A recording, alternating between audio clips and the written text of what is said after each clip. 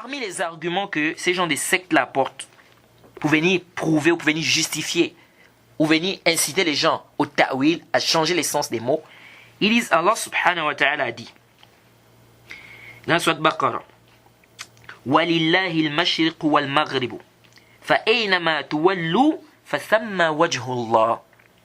Qu'Allah subhanahu wa ta'ala a dit,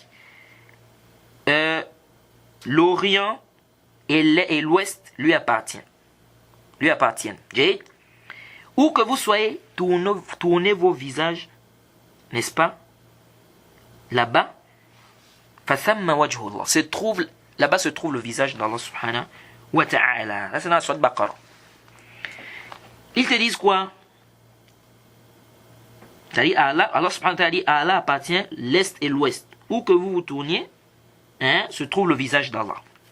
Où que vous vous tourniez, se trouve le visage d'Allah. Ils disent, les salafs, ils ont fait le ta'wil de ce verset. Ils ont déplacé le sens apparent du texte. Pourquoi? Parce qu'ils disent le sens apparent du texte, c'est le visage. On dit, où que vous vous tourniez, se trouve le visage d'Allah. Donc si on prend le verset dans son sens apparent, c'est-à-dire se trouve le visage d'Allah, c'est-à-dire le visage d'Allah subhanahu wa ta'ala en tant qu'attribut. Ils disent, mais les salafs ont fait le ta'wil ici. Ils ont déplacé le sens, le verset de son sens apparent. Donc, s'ils ont déplacé le verset de son sens apparent, pourquoi voulez nous interdire de déplacer les versets de leur sens apparent? On a dit la main d'Allah, mais on dit la main, ça veut dire la force. Voilà le problème. Ils t'apportent des exemples. Ils te disent Mujahid, il a déplacé le sens. Shafi'i, Ibn Taymiyyah, et bien d'autres. Ils ont dit quoi ici? Ils ont dit que ici, ce qui est voulu, ce n'est pas le visage en tant qu'attribut d'Allah. Ce qui est voulu, c'est la direction. Donc on dit où que vous vous tournez, se trouve le visage d'Allah. Ils disent non. Ces savants-là ont dit où que vous vous tourniez, se trouve la direction d'Allah subhanahu wa ta'ala. Ce n'est pas le visage. Et le Cheikh al-Islam Taymiyyah, il a eu un débat comme ça avec les gens des sectes.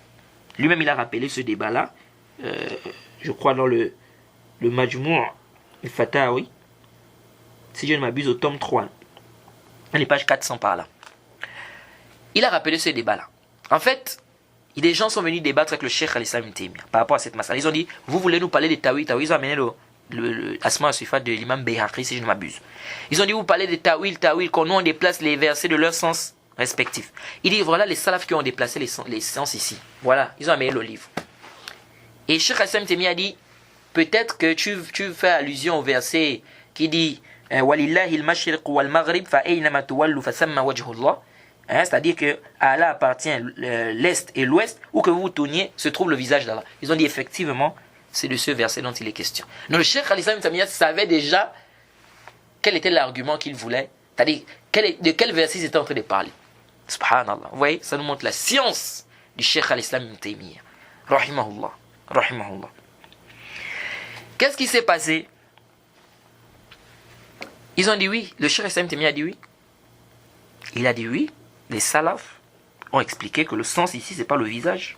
Il a dit Mujahid, l'imam Shafi'i. Il a cité les salafs qui ont eu cet avis.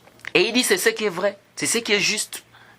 Ce qui est juste, c'est que le verset là ne parle pas de l'attribut du visage, mais ça nous parle de la direction. Jade. Mais ici là, arjo antantabion. Les salafs, ils n'ont pas divergé sur le fait d'attribuer à Allah subhanahu wa ta'ala le visage. Jade.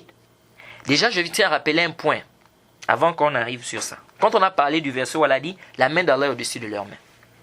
Certains disent non, ici le sens, on ne peut pas comprendre que c'est la main en tant que main. Nous disons Jade. On ne peut pas attribuer un attribut quelconque à une chose qui à la base n'a pas cet attribut-là. Qu'est-ce que ça veut dire? Maintenant, tu ne peux pas venir dire les mains du mur. Quelqu'un peut dire les mains du mur. Ou bien quelqu'un peut dire le nez du mur. Pourquoi on ne peut pas dire le nez du mur? Pourquoi on ne peut pas dire les mains du mur? Parce que Aslan, le mur n'a pas de mains. Le mur n'a pas de quoi? Il n'a pas de nez. Donc on ne peut pas dire le nez du mur, les mains du mur. Non, si tu viens maintenant, tu dis ça à quelqu'un, en français, il va te dire, mais qu'est-ce que tu racontes? Donc on ne peut pas attribuer ici la main au mur parce que Aslan, le mur n'a pas de mains. Mais si on attribue à quelque chose un attribut, c'est qu'il a d'abord cet attribut-là. Même si après on va venir dire que non, mais ce qui est voulu ici, c'est vrai, il a ça, mais ce qui est voulu ici, c'est pas ça. Ça veut dire quoi? Qu'est-ce que je veux dire ici? Lorsqu'Allah subhanahu wa ta'ala, lorsqu'on dit la main d'Allah au-dessus des mains, même si on va venir dire que le sens qui est voulu ici par main, ce n'est pas les mains, mais nous disons du moment où Allah subhanahu wa ta'ala s'attribue la main, ça veut dire qu'il a la main. Parce qu'on ne peut pas attribuer une chose, un attribut, à une chose qui ne possède pas cet attribut. C'est-à-dire on ne peut pas dire la main du mur, du moment où le mur n'a pas de main aslan. On dit l'orteil du mur. L'orteil du mur, comment est-ce que le mur n'a pas d'orteil aslan? Donc si on dit l'orteil du mur, si on attribue l'orteil au mur, c'est qu'il a d'abord l'orteil. Donc ici, là, on ne peut pas dire l'orteil du mur parce que le mur n'a pas d'orteil. Donc si Allah subhanahu wa ta'ala dit, c'est-à-dire Allah subhanahu wa ta'ala ne peut pas dire la main s'il n'a pas de main. Donc si Allah subhanahu wa ta'ala dit la main, qu'il a la main, c'est qu'il a réellement la main. Mais maintenant, est-ce que la main, ce qui est voulu dans ce verset spécifique, c'est la main? Ça c'est autre chose. Donc il faut faire attention. Donc lorsqu'on dit ici, où que vous tournez vos visages se trouve le visage d'Allah, les salafs sont d'abord unanimes qu'Allah a un visage. Et Allah ne peut pas s'attribuer le visage si Aslan il n'a pas de visage. Allah a un visage. Sinon pourquoi il s'attribue le visage? La voiture n'a pas de comment dirais-je, de coude. On ne va pas dire le coude de la voiture. Non. Donc si on attribue ça, ça veut dire que Aslan ça d'abord cet attribut-là. Donc si Allah subhanahu wa ta'ala dit qu'il a des mains, qu'il a des yeux, c'est qu'il a réellement d'abord ça. Sinon, Aslan s'il n'avait pas ça, il ne peut pas s'attribuer cela. Donc Allah subhanahu wa ta'ala il dit qu'il a des mains, nous affirmons qu'il a des mains, c'est parce que réellement il a des mains. Mais maintenant, ici là le visage, Allah subhanahu wa ta'ala a un visage. Les salafs sont unanimes que Allah subhanahu wa ta'ala a un visage. Mais là où il y a une divergence, c'est sur ce verset là spécifique. Est-ce que ce qui est voulu par ce verset, c'est-à-dire les salafs peuvent diverger sur certains versets. Est-ce que ce qui est voulu dans ce verset, c'est l'attribut ou c'est pas l'attribut? Là, il peut y avoir une divergence. Mais le asl sifa, c'est-à-dire, est-ce qu'ils affirment qu'Allah a d'abord cet attribut-là? Ils affirment qu'Allah a cet attribut. Mais maintenant, est-ce que dans ce verset-là, c'est ce qui est voulu? C'est là le problème. L'imam Shafi'i, il n'a pas dit qu'Allah n'a pas de visage. Mujahid n'a pas dit qu'Allah n'a pas de visage. Mais le débat ici, bien Cheikh Al-Islam Taymiyya n'a pas dit qu'Allah n'a pas le visage. Mais le débat ici, c'est sur le verset-là. Où que vous tournez vos visages, se trouve le visage d'Allah. Est-ce que ici, ce qui est voulu par visage d'Allah, c'est le visage ou bien c'est la direction? C'est là où il y a le débat. Donc déjà, votre argument ne passe pas. De venir s'argumenter des paroles des salafs, là, vous argumentez les paroles des salafs lorsque ça vous arrange. Parce que les salafs, ils ont d'abord affirmé qu'Allah a un visage. Vous affirmez qu'Allah a un visage? Non. Donc, ça c'est d'abord un. Donc ici, Arju an tantabihu. Les savants qui ont dit que ici, là, ce qui est voulu, ce n'est pas le visage, c'est la direction. Comme Cheikh Al-Islam Taymiyya et bien d'autres. Déjà, ils ont dit, on peut dire dans la langue arabe, wijha, ay wijha turid. Ay wijha turid. C'est-à-dire, quelle direction tu veux? On utilise le mot wijha. Ou wijhu. Bien. Mais ici, là, on a dit wajha. Ça, c'est d'abord un. Deuxièmement, j'ai dit bien arju an tantabihu. J'ai dit bien ce qu'on va expliquer là. Si vous comprenez ça, les frères, ça va vous faciliter dans beaucoup de choses. Tu vas te reposer dans beaucoup de shubhat que les gens des sectes apportent. Intabihu. Les savants qui ont dit que le sens qui est voulu, si ce n'est pas le visage en tant qu'attribut d'Allah, mais c'est la direction, ils ont dit ça, c'était pas un ta'wil. Ils ont regardé ce qu'on appelle le zahir tarkibi.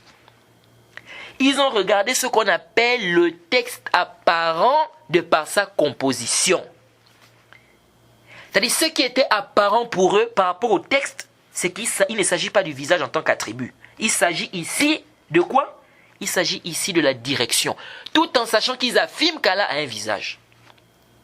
Donc ça, ils ont regardé le texte apparent de par sa composition. Le zahir chez ces savants-là, ce qui est zahir chez ces savants-là, c'est qu'il s'agit de la direction. Donc ils n'ont pas fait de ta'wil ici. Le ta'wil, c'est-à-dire qu'on déplace on déplace le texte ou bien le mot de son sens apparent. Mais ça, c'est le sens apparent ici, chez ces savants-là. Pourquoi? Ils ont regardé le contexte de la phrase. Ils ont dit, Allah a commencé le verset comment? Il a dit, Walillahil mashriq wal maghrib. Allah appartient l'Est et l'Ouest. Ils ont dit, regardez, ça c'est le contexte du verset. Où que vous tournez, se trouve le visage d'Allah. Donc ils ont dit, ça veut dire que se trouve la direction d'Allah. Parce qu'au début, il a commencé en disant que Allah appartient l'Est et l'Ouest. Donc ils ont fait ce qu'on appelle, ils ont regardé ce qu'on appelle le Zahir Tarkibi. Le texte apparent de par sa composition. C'est pas le ta'wil.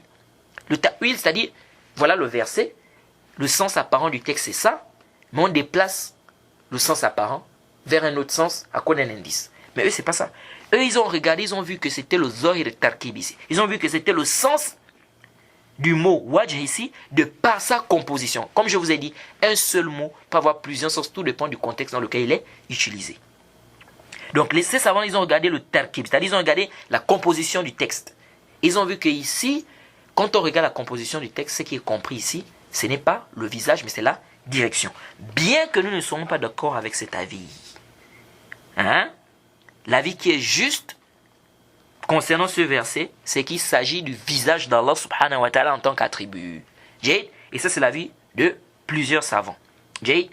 Que le sens qui est voulu ici, ce n'est pas comme Cheikh al-Islam Taymiyyah a eu à dire, ou bien comme Mujahid, ou bien comme Shafi'i. Non, mais c'est l'avis des autres savants qui ont dit que ici, ce qui est voulu, c'est le visage en tant qu'attribut, ce n'est pas la direction. Donc, quand elle a dit l'Orient, ou bien à Allah appartient l'Est et l'Ouest, où que vous tourniez, se trouve le visage d'Allah, on dit oui, réellement le visage d'Allah. C'est ce qui est juste, c'est le visage, ce n'est pas la direction.